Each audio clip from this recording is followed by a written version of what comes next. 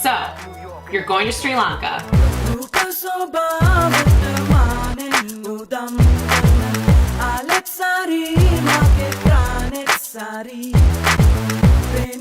There's something special about this little big island in the Indian Ocean. Voted as the top country to travel to in 2019 by Lonely Planet and virtually every travel blogger and vlogger you'll come across. There's good reason that Sri Lanka should be on your must-visit list, and this video should help you navigate through the essentials before your trip. Outlets in Sri Lanka are Type D. Standard voltage in runs 230 volts.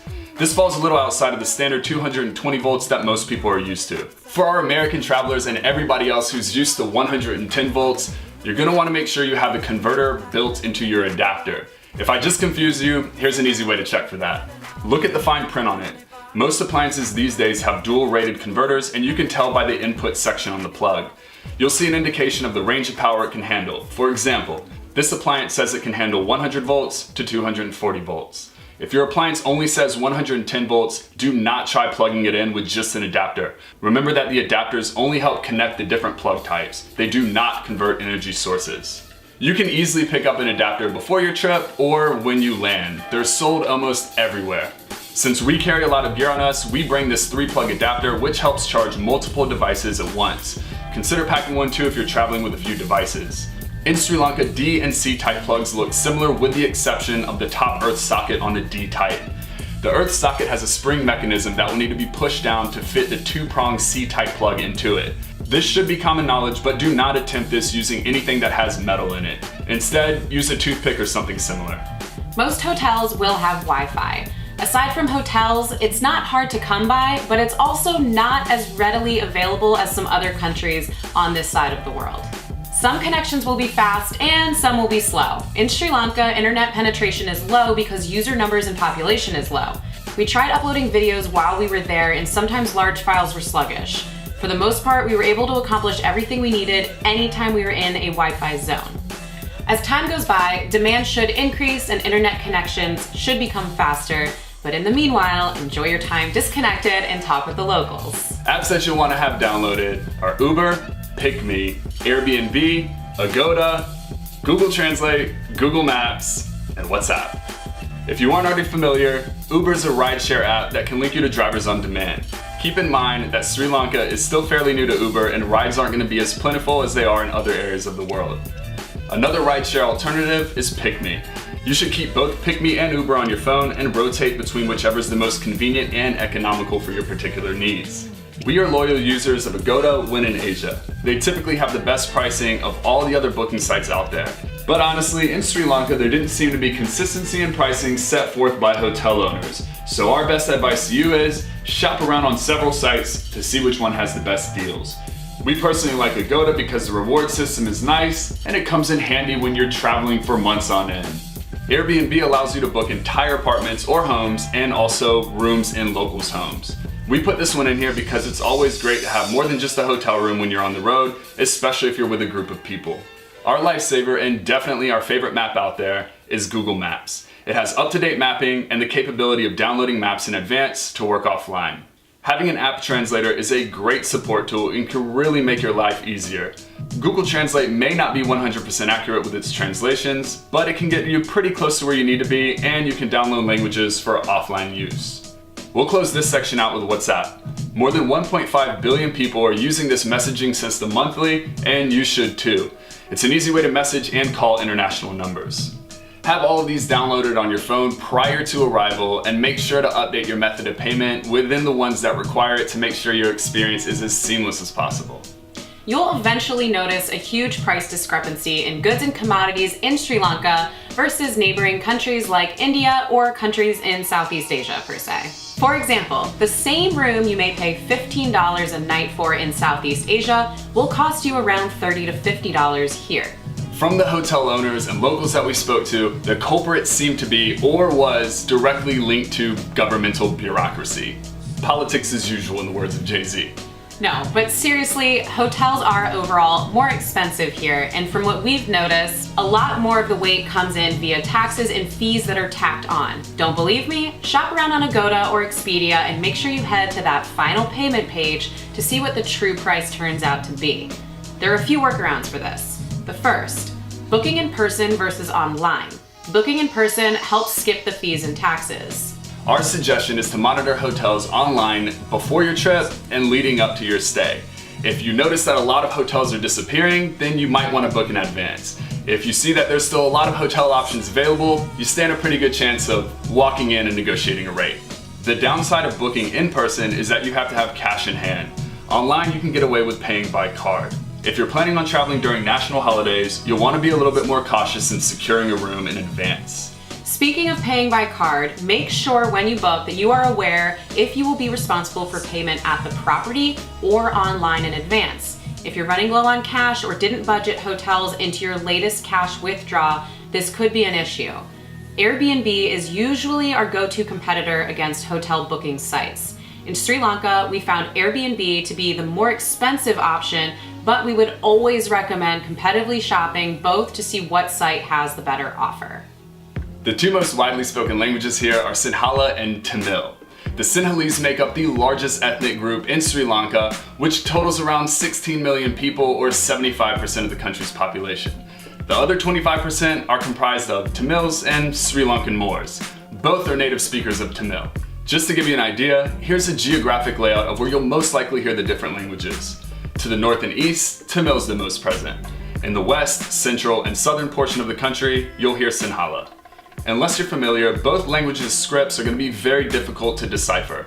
If you're a native English speaker or can speak English, fear not, a lot of things are written in English and around 25% of the populace are able to speak English. As tourists, we're constantly leading by example, so a great thing to do before your trip is to pick up a few words. We found that these 3 words can take you surprisingly far. Hello. In both Sinhala and Tamil, you can just say alo, but in Sinhala they say kohomera, or in Tamil, varnakam. Thank you. In Sinhala, it's istuti. In Tamil, it's nandri. And delicious. In Sinhala, hari rasai. And in Tamil, rusiana. If you run into a situation where language is a barrier, try using Google Translate. If that doesn't work, body language and a big smile can usually set you straight. Tourist visas are usually issued for a maximum of 30 days. We applied online in advance directly on the official website of the Department of Immigration, which looks like this. Prices will vary based on your country of origin, but for US travelers, the visa cost for a 30-day entry is $35. We'll link it in the description below to save you some time. It shouldn't take any more than 15 minutes to fill out. Before applying, make sure your passport is valid for at least 6 months and you have an address for somewhere in Sri Lanka that you will be staying. If you don't have one yet, look up a hotel where you think you'll be staying and add that address. Unless you apply on a weekend or a holiday, you should receive your visa in a week or less. We got ours within 48 hours of applying. Now, something to note, you can only apply for the visa 2 months prior to your departure date, aka the day that you plan to arrive in the country. The site advises to keep a printed copy of your visa on you when you arrive, but we were never asked for ours. The customs agent had our information on their computers and processed us the same way they do at any international airport. For those of you wanting to stay more than 30 days, there is an option to extend for up to 6 months, but you will have to do that once in the country at the Department of Immigration. Being close to the equator means it's going to feel hot here. Really hot. The temperature doesn't change much throughout the year. Your greatest weather variance will be dictated through the 2 monsoon seasons. The Maha monsoon season will impact the east and north of the island from roughly October to January. This makes it an ideal time frame to visit the south and west areas of the country. The Yala monsoon season will impact the hill country, south, and west coast from roughly April-May to August-September. This makes it an ideal time frame to visit the north and east areas of the country. December through March is considered to be peak season for the entire country weather-wise. During this time frame, you'll likely encounter a larger amount of tourists visiting. A great compromise would be going in the shoulder months, as you can still get the great weather and lower visitor numbers. First things first, Sri Lanka is very deceptive in size. You might see it on a map and think that you can cover the whole thing in a week. Huge misconception. Although Sri Lanka appears small, do not underestimate the time it takes to travel from one area to another. Road infrastructure here doesn't have the same maintenance and luxury as more developed nations, and although reliable, the modes of transportation move relatively slow. In short, it can take between 6 to 10 hours to travel fairly short distances. We would suggest spending a minimum of 2 weeks in the country, and even then, just know that you probably will not be able to see everything on your list. Okay, so arriving into Sri Lanka. Most of you will come by plane, arriving into Colombo International Airport. Just know that this is a solid 30 to 45 minute car ride away from downtown Colombo itself. Negombo is a neighboring city to the airport and about half of the commute time of Colombo. Negombo also has a railway and bus station which can connect you to the entire country. If you're arriving in the morning, we'd suggest taking a rideshare or taxi immediately to Negombo or Colombo and boarding a train to start making your way to your destination. If you arrive in the middle of the day or will be arriving late at night, our suggestion is to spend the rest of the day in your hotel or Airbnb in Negombo and head out early the following morning. We'll cover different methods of transportation and how to get around the country quickly later on in the transportation section. If you haven't caught on by now, Sri Lanka is hot. You'll want to pack lightweight, breathable items. Polyester shirts are my go-tos. They not only dry quickly, but they condense a lot better than cotton for packing purposes. There's nothing wrong with cotton shirts, but they tend to feel a little heavier and trap more sweat. Ladies, it really is hot here. It's okay to dress how you want, but the style here is certainly modest. Certain cities and towns will dress more modestly than others, and here's my advice on how to adjust your wardrobe to be respectful and to feel respected from the locals. When you're out and about in a city, on a bus, in a restaurant, cover up. You don't need to be like E.T. wrapped in a blanket, but outside of the beach, try using longer skirts or maxis and tops that cover your shoulders. There's no way to avoid it. You are going to sweat a lot. You'll of course want to pack a bathing suit or two, and if you're planning on visiting the highlands, which we would highly recommend, you'll want to dress in layers. Backtracking to the bathing suit topic, the country is rather conservative and covered up when it comes to clothing. Bathing suit and bikinis are accepted at the beaches, but do note that some locals will be fully clothed on the shore. In some areas, there were signs to help remind tourists of how to dress when on and off the beach. We are not huge fans of traveling with hiking boots. They're bulky, heavy, and take up a lot of space in your bag. The only one place we could have used them was in Ella, but still we managed to do all of the hikes in tennis shoes. Remember to keep the packing light, because you can do laundry almost anywhere you go. There are several laundromats where you can drop off your clothes at a cost of $1 to $3 per kilo. Clothes come back clean, folded, and ready to go. There's always an option of buying detergent and washing your clothes quickly in the bathroom sink or in a bucket. We would then dry our clothes in our hotel or hotel balcony or anywhere you can get creative with it. Clothing aside, the only things worth mentioning that we brought were sunscreen and mosquito repellent. You can always pick up sunscreen anywhere you go in Sri Lanka, but it tends to come in smaller amounts, SPF may be limited, and it's a little more expensive. Just remember to always apply it. The sun is significantly stronger here and you don't want to spend your time sunburned. Regardless, if you're planning to check a bag or not, ordering the larger sizes back home will save you money, and you can always transfer the sunscreen into smaller 3-ounce TSA friendly containers for carry-on purposes. We've mentioned bug repellent in our other No BS guides, but we'll mention it here too. Listen, do not waste your time or your money with those sprays for your clothing and your backpack. Mosquitoes are not interested in your clothing or your backpack. We found that the best bug repellent to travel with is this mosquito lotion by Ultrathon. It's conveniently small and packs a punch. A little of this stuff goes a long way, so put a few dots on, rub it in, and you'll be safeguarded for at least 6 to 12 hours. Overall, we found that Amazon has the best deals on Ultrathon and sunscreen. We'll include links to both in the description below. Another item that you don't necessarily need to pack, but you should have some on you, is toilet paper. Sri Lanka is mostly on top of their game in having toilet paper in public restrooms, but it's always wise to have some on you for those just-in-case moments. Something to note, it is common courtesy to place used toilet paper in a trash bin and not down the toilet here. The reason for this is because the sewage systems aren't designed to handle anything except human waste. Be respectful and don't damage the sewage lines. For this trip, we opted to travel with a backpack versus a rolling suitcase, although this topic is purely personal preference. Sometimes the roads and sidewalks aren't in the best condition for transporting a rolling suitcase. There's also the issue of transportation. Since we like to do everything on our own, a backpack is a hell of a lot easier to throw or smash down onto a truck, bus, train, etc. than a traditional suitcase, and it made for a nice soft cushion to sit on when we couldn't find a seat on public transportation. If you're the type that's going to use transportation to drop you off door to door, then a rolling suitcase is fine. If you're the type that'll brave a mile or two to a bus station to save on a taxi, then we'd suggest the backpack. We use this one 70-liter North Face backpack between both of us. We're able to fit all of our clothing and toiletry items in it, but again, we're simple packers and it's hot in this part of the world, so less is more. Lastly, we'll close this section out with recyclable bags. Not only in Sri Lanka, but a lot of places go overboard with their plastic products. They're great for business owners because they're cheap, convenient, and great for distribution. They're also terrible for the environment should they not be disposed of properly. Pack a recyclable bag with you and carry it around in your pocket. You'll most likely be buying things as you go, and you can help cut down the overuse of plastic products. Sri Lankans move around a lot. There's a lot of hustle and bustle in the larger cities, and if you plan on taking public transportation like buses or trains, personal space is sometimes a rarity. Don't worry though, this is where you'll find the hidden beauty of the country. It's the camaraderie, the compassion, the intensity, and in my personal opinion, the pulse of the country and the reason you decided to visit. Trains and buses are also your most economical options. We would highly suggest taking trains and buses versus arranged transportation or renting your own tuk-tuk. If you aren't a lucky traveler who can afford to spend 2 weeks or more in the country and you want to maximize your time, arranging private transportation is totally fine and will help you out tremendously with travel efficiency. Just expect to pay a lot more. We're not exactly sure about costs, but you can find plenty of articles where travelers explain their approach and share costs.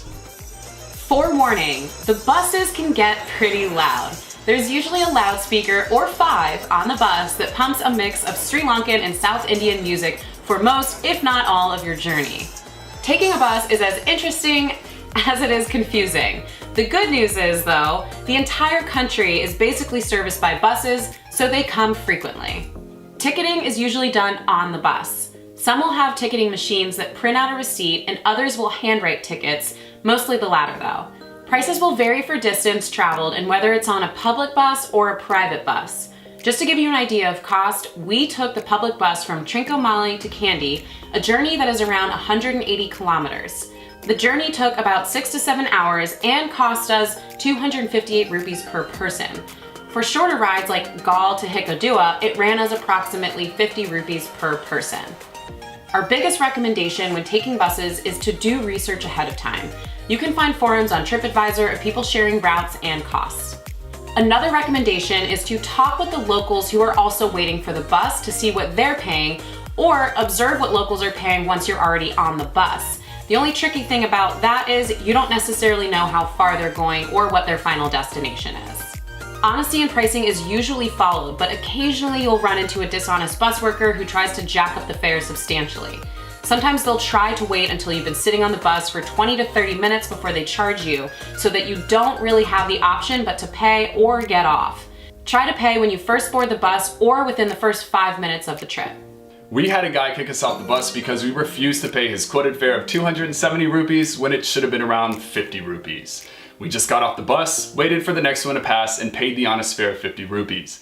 If this does happen to you, don't make a big scene or scold the worker. Simply tell them that they're not being honest and you're getting off the bus whenever it stops again. Lastly, luggage should always go on the bus with you.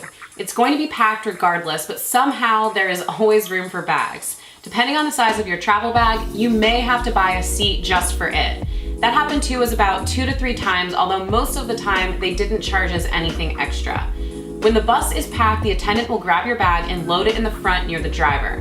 We never had any issues with our bags going missing, even when they were out of sight.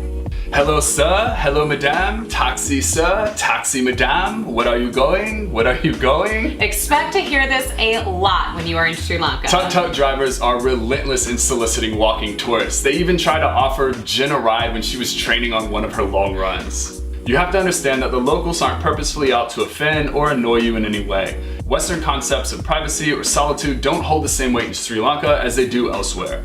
Remember, some areas where you'll be traveling are small communities where everyone knows everyone. Natural curiosity amongst the locals will arise, and when it does, just politely respond back, even if it's the same answer 100 times. You may feel triggered to give an impolite answer, but just remember, you are their impression of outside tourism. Be as courteous and refined as possible. The rest of us tourists thank you. With that being said, there are a few things you'll want to look for when taking a tuk-tuk. First off, look for metered ones. Chances are it'll be nearly impossible to find them outside of Colombo. The second piece of advice is to always negotiate a fare prior to getting into the tuk-tuk. Always negotiate down. Never take the first bid. Odds are they're going to throw out a price that is at least 5 to 10 times higher, if not more than the actual fare. Third, be adamant about where you're going. Some tuk-tuk drivers may try to sway you into a special event or a hidden market, or try to take you somewhere you just don't want to go. Don't give in and always insist on your destination. And lastly, do not pay until the end of your ride. This will protect you in the case that the driver tries to pull a fast one. Final tip for all you extra worried people out there. When negotiating a fare, make the driver repeat back to you the agreed amount of money. After that, show them the agreed amount of money and say, this much. This will just help you out in the long run and make sure your driver's not trying to skew the value at the end of the trip. Now, this most likely won't happen to you, but just in case it does, it always pays to be cautious. Trains. We know. You've probably seen the pictures of people hanging out of train doors, overlooking tea plantations, riding over beautiful bridges. It's gorgeous, isn't it?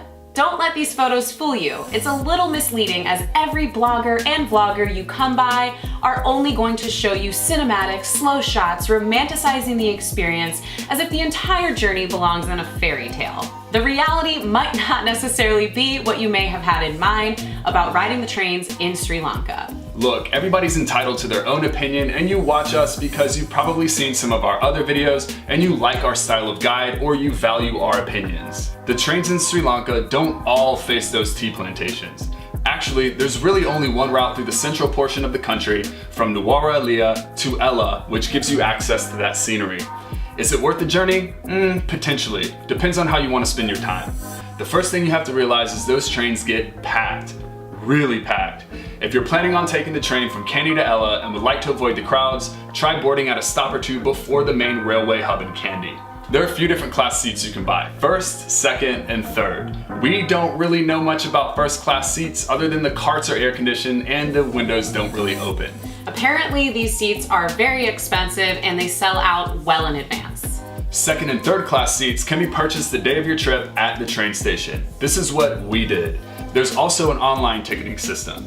There's also second class reserved seats, but to be honest with you, we didn't bother with them and we actually don't know how true a reserved seat is. The second class ticket gives you access to a seat with a little bit more cushion on them instead of the third class benches. The beauty of riding in the third class is that you ride with the people. This was the best experience in my opinion of the journey, seeing how the culture moves and how the passengers interact with one another. A tip when taking the train is to keep some small bills on you so that you can take advantage of the different vendors that walk the train, selling snacks like dal fritters, fresh fruit, and peanuts. You have to try the peanuts. They're warm, they're salty, and the smell alone will tantalize you. Okay, back to the train ride. The chances of you getting a window seat may be rare. There's always the option of going to the doors to peep the visual, but those also get packed and people just hang out near them because there's nowhere else to sit or stand. We're not telling you not to go on the train. You should if it interests you. Just know in advance that you'll be sharing your space with others and that there is a potential that you may not get a seat. Just be prepared to stand or sit on your bag. 4 hours. Taking a bus, van, or car can be more comfortable and save you time. We'll put it like this. We vividly remember our train ride in Sri Lanka consisting of a lot of standing, sitting on our bags, and of course, eating delicious peanuts. For more information on trains, destinations, timetables, what to expect, and how to book, there's an amazing site that we've used in the past called the Man in Seat 61. We'll link it below. From what we've observed, motorbike rentals ranged from $8 to $15 a day. The only time we rented a motorbike was in Trincomalee, and that was because it was more economical than paying tuk-tuks to get from beach to beach. A highly researched option of getting around the country is to rent your own tuk-tuk. It sounds like an adventure, and I'm sure that it is, but we opted out of this for 2 reasons. Number 1, daily tuk-tuk rentals, not to mention the gas that you'll need, are significantly more expensive compared to the buses and trains. Number 2, it takes a lot of time to get from city to city if you're driving your own tuk-tuk. Regardless of what method you choose to get around, renting your own tuk-tuk or renting a motorbike, you will need an international driver's permit and you will also need an endorsement from the Automobile Association of Sri Lanka. There's a lot of conflicting information online about what you need and how to get it. The most concise source that we came across was a blog by Globetrove. They went through the motions, and you can read more about it in the link in the description. When you arrive at the airport, you're going to find a lot of currency exchange booths set up. As with most airport currency dealers, you're probably not going to get the best rate here. Our biggest suggestion is only exchange about $20 to $30, just enough for transportation out of the airport and maybe a bite to eat. Of course, you'll need to have cash in hand for your experience in the country, and yes, there are ATMs all over that are readily available, but you'll have to battle the foreign transaction fees and ATM fees. We've mentioned it in our other No BS guides, but we'll give it a mention here too. Try traveling with a bank card like Charles Schwab debit card. With it, you can get unlimited waived international ATM transaction fees. The other option, aside from ATMs, are exchange houses. We didn't film any for obvious reasons, but they are a great alternative for exchanging cash. Here's the information for two places we visited in Negombo and Galle. They were very professional and had the best exchange rates at the time. Aside from these two, there are loads of exchange houses. We'd recommend using Google Maps to look them up and read reviews before pulling the trigger. As with most things related to travel, trust your gut instinct. If you arrive in an exchange house and it doesn't feel right, walk away and find another one. Closing this section out on a tip, try to carry small bills around. Sometimes street vendors, store owners, bus fare collectors, tuk-tuk drivers, you name it, will not be able to make change for larger bills.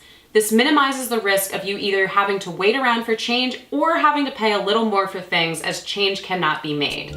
Tipping has become more and more prevalent with the rise of tourism here. Now, we're not necessarily wine and dine type tourists, so in our space, tipping isn't as relevant. Wages in Sri Lanka are relatively low. People in the service industry don't necessarily bring in a lot, so although it's not required, it is appreciated. Remember, you should always tip based on your satisfaction with the service. Do not tip based on expectation. Tips will usually range depending on the service. Always tip whatever you feel comfortable with. We're gonna link a great site below with more information on tipping, but the last thing you wanna be doing is walking around handing out money like Lloyd Christmas.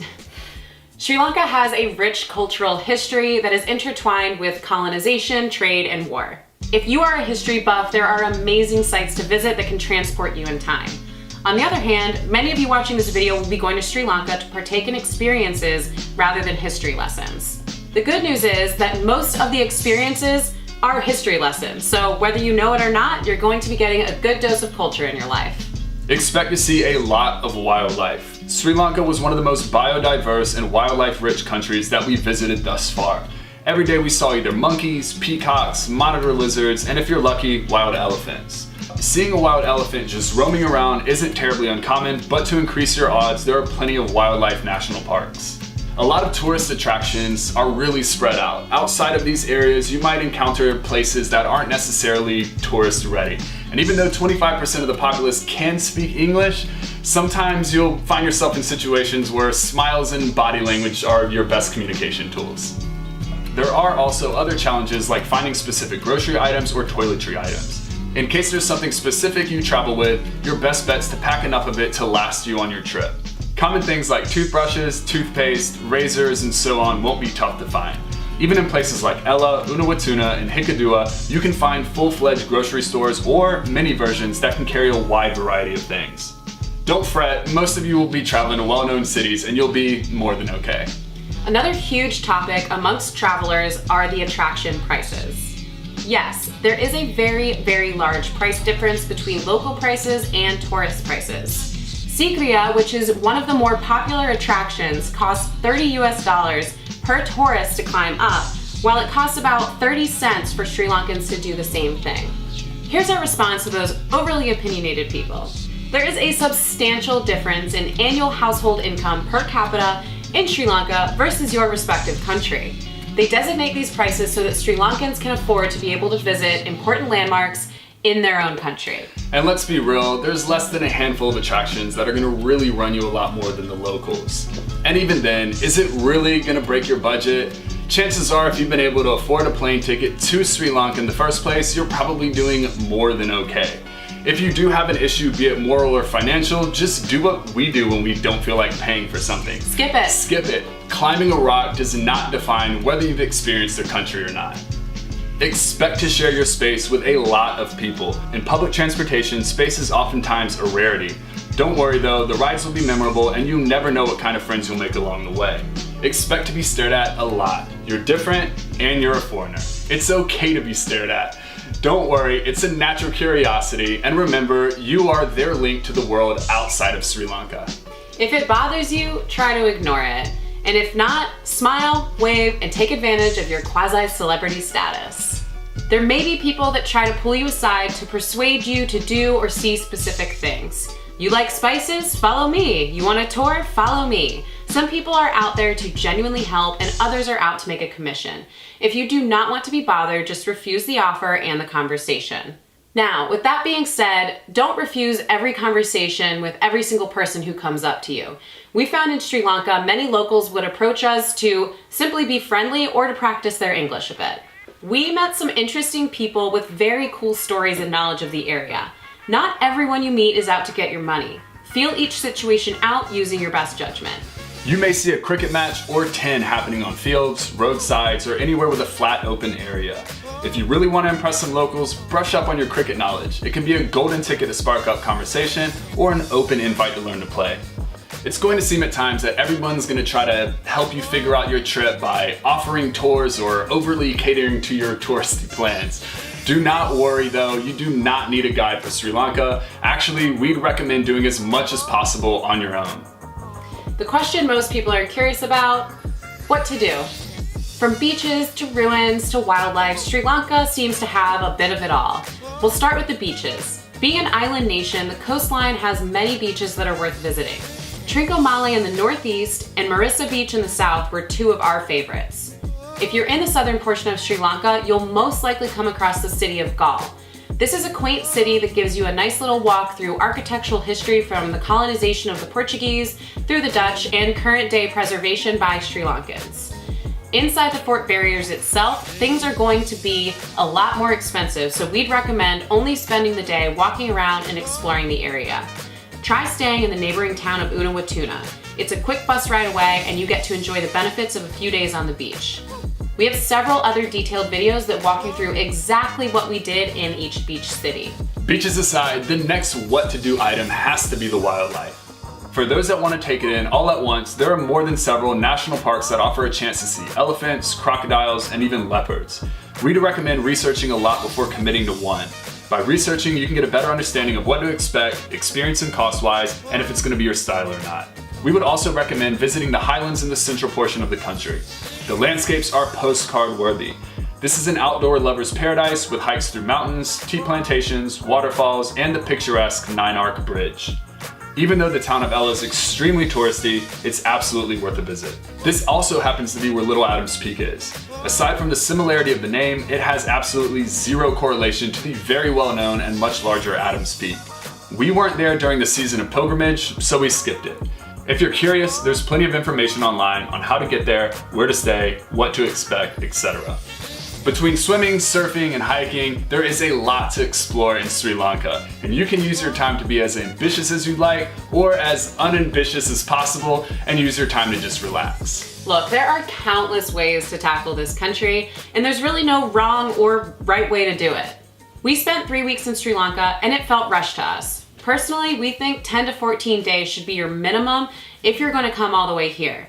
And if you have the luxury of time, you could easily spend a month here. We have multiple videos out that go into detail of each city that we visited, but here's the Cliff Notes version of what we did. Like most, we flew into Colombo, spent the night in Negombo. From there on out, we were constantly on the go. First stop was Sigiriya. Then we headed west to Trincomalee. From there, we went back inland to Kandy and beeline to Ella. After we got our fix of the mountains, we headed south to briefly visit Udavaluwe. There on out, we worked our way from east to west along the southern coastline, stopping off in various beach towns. 3 weeks later, and we found ourselves getting off a bus back at the airport. Now, it wasn't the season for us to climb Adams Peak, and we didn't have time to explore Jaffna in the very north, or the popular surf town on the eastern shoreline called Argum Bay. If those pique your interest, there is plenty of information on them in various blogs scattered online. This is an interesting topic. Do you like rice and curry? Well good, because here you can find it for breakfast, lunch, and dinner. There is no one special recipe that is served everywhere. The rice and curry that you get will vary drastically from location to location, and some will be good and some will be bad. The good news is, by the end of your trip, you should be able to instinctively tell which place will be good and which one will be not so good. All jokes aside, you can find different cuisines anywhere you go, so if you get tired of the good old rice and curry, your taste buds won't be let down. But since you're in Sri Lanka, we would recommend you getting your fix of the local food before you head home. It's inevitable that you'll hear the sounds of this dish being made before you taste it. Kotu is basically roti, vegetables, eggs, and a little protein that is cooked on a flat top, all the while beaten the shit out of by a dough scraper. In lack of better description, it's basically a Sri Lankan stir fry. It's tasty, it's heavy, and it's generally cheap. Try it. If you find yourself on the coast, take advantage of the seafood. Fresh fish is a must. It's usually served with a side of, well, you guessed it, different curries. Hoppers. Hoppers are the Sri Lankan answer to pancakes. You'll either encounter this food in a bowl-shaped structure or served looking like a nest of noodles, aka string hoppers. Insider tip, ask for an egg to be added in your hopper to take it to the next level. These dishes are usually served with a side of curry, dal, and sambal. Hands down, our two favorite restaurants on the entire island had to be REA Seafood Restaurant in Trincomalee and Mady Hut in Ella. If you happen to be stopping by any one of those destinations, add them to your list. If you are vegan, Sri Lanka is a great place to be. We're not 100% dedicated vegans, but we do dabble and oftentimes we find ourselves eating vegan meals. Aside from the abundance of fresh fruit, most of the food selections here can be made without meat or dairy. The curry options seem almost unlimited, but you do want to make sure to ask that they aren't including any butter just to make sure you're on the safe side. Lastly, we'll close this section out with a little random dessert snack that we fell in love with. They're called Wonder Bars and they are heaven in a 5-pack. If you see them, buy them. Although tap water is chlorinated, it also contains microorganisms that your gut might not be so familiar with. The water here is fine to brush your teeth and shower in, of course, but do not drink it directly from the sink. You may be surprised to find out that outside of most of your fancy hotels, the coffee and tea that you drink is going to be made with tap water and not bottled water. So what happens if you accidentally sip it from the sink? Nothing. You're not gonna die or start turning green. What happens if you sip it twice from the sink? Likely nothing. Point being, don't make it a regular practice and stick to bottled water. Bottled water is sold virtually everywhere, so you'll be in good shape. A good way to cut down on plastic waste here is to buy the larger containers of water, keep it in your room, and refill a bottle for the day as you go. We can't really speak on liquor because we're mostly beer and wine drinkers when out on the road. From what we've observed, the imported liquor was subject to a very high markup due to possibly importation and sales taxes. Still, you'll be able to find it pretty much anywhere you go. Our suggestion is to stick with the beer. Lion Brewery has a great beer selection and their stout could easily be one of the best stouts that I've had. Buying alcohol in Sri Lanka will lead you to establishments called wine stores. These buildings are typically distinguished by their white and green paint jobs and it's the only place where you can purchase alcohol. From what we've researched, there are no compulsory vaccinations required to visit Sri Lanka, although we would recommend being up to date on your tetanus and hepatitis before visiting. We took typhoid pills before our trip. We paid around $60 for the pills and the treatment process took 1 week. Aim to finish your treatment at least 2 weeks before you go. Now, this is a repetitive topic in our No BS guides, so just to give you an idea of why we did the treatment. In the past couple of years, we've ventured out to Asia for months on end. We took typhoid pills because we felt that they could come in handy. Typhoid is spread through contact with the stool of a person infected with the bacteria. Food safety practices here don't always meet the same standard as more developed nations. We tend to eat from the streets a lot, so you can lower those standards even more. It's common to see the same hands that handle money also handle food, and who knows what else they've handled. Chances are when you're in Sri Lanka, you'll encounter a lot of wildlife. The monkeys in Sri Lanka are not timid. They're known to approach people, and personal space is not something they take into consideration. Monkeys aren't a common source of rabies, but a bite can lead to infection and fever due to a high level of bacteria in their mouth. So, with that being said, keep your distance and avoid eye contact as it's seen as a threat. More likely than not, you won't be affected at all by the wildlife. We're not telling you to take anything, rather consult your physician and see what works best for you in your upcoming trip. Another question we get a lot is traveler's insurance. We've done trips where we've had traveler's insurance and we've never needed it. We've also done trips where we didn't have traveler's insurance and Jen got sick, but luckily healthcare was provided free of charge. Point being, you can never call it ahead of time. We're not telling you to get traveler's insurance or to not get it, but it could save you a headache and an unexpected financial hassle. Just for context, we've always used a Voyager Essential Plan through GeoBlue. We'll include a link below so you can check out their plans. The biggest issue you'll run into here are price discrepancies. With alcohol, prices are fixed. Tourists and locals pay the same. Some wine stores display prices and some won't. We ran into issues where the vendors would try to quote higher prices for us because we weren't Sri Lankan. If this does happen to you, there's a few things you can do to avoid the hassle. 1, have the exact amount of money in hand for your payment. 2, save a picture of the price table. 3, ask to speak to a manager or the owner of the store. Buses. Bus tickets should be the same price to everyone, both tourists and locals. Some buses are public and some are private. We found that the public buses will be more honest with pricing and the privately operated ones will try to negotiate harder. Another thing to look out for is people trying to pull you aside to offer special visits, packages, or tours. Always use your gut instinct to fill out the situation, and when in doubt, just walk away. As we've mentioned previously, spend a few minutes researching threads with info and pricing before you visit a certain area. This will ensure that you're aware of what to expect and that you have a general idea of costs. When we visited Udavalawe National Park, we researched prices beforehand and had a pretty good idea of what we should be paying. Unfortunately, when we got there, one guy haggled us and we were pressured into an unfair price. Looking back, we should have approached more safari drivers to negotiate, but we were pressed for time and ended up taking his offer. We paid 16,000 rupees when it should have been around 6,000 to 10,000. We felt safe during our entire trip. We walked around a lot in the daytime and a lot at nighttime. Again, even when our bag was out of sight on the bus, nothing ever happened. I went running all the time by myself and not once did I feel threatened. I would actually argue that this is one of the safest places I've felt internationally while running, and I've never been greeted by so many warm smiles along the road.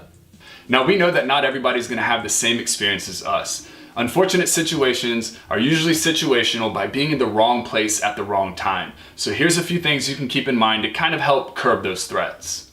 If partying, always keep your eye on your drink or try to keep it covered. Never take drinks from strangers. Secure your valuables tightly. This means don't leave your money or jewelry in that easy to access back pocket of your backpack. Keep your hotel windows and doors locked. Try to tell fellow friends or travelers where you're going and when they can expect you back.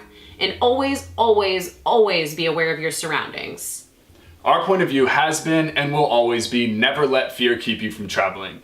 To any funny internet person out there that's planning on leaving an edgy comment of religious beliefs and wrongdoings, I'm warning you in advance that we do not tolerate insensitivity or segregation, and we will delete any untasteful comment. Sri Lanka is a developing nation, and sure, there won't be luxuries that you will encounter as easily as you will in other developing countries, but it can be a fascinating and certainly a rewarding experience with the right mindset. As always, leave a thumbs up on this video if you found it helpful. Be sure to share it with anyone traveling to Sri Lanka, and if you like this content and want to see more, subscribe to our channel and activate the notifications tab to be the first to receive our latest No BS guides and more. And stay tuned for the next country. It's gonna be a good one.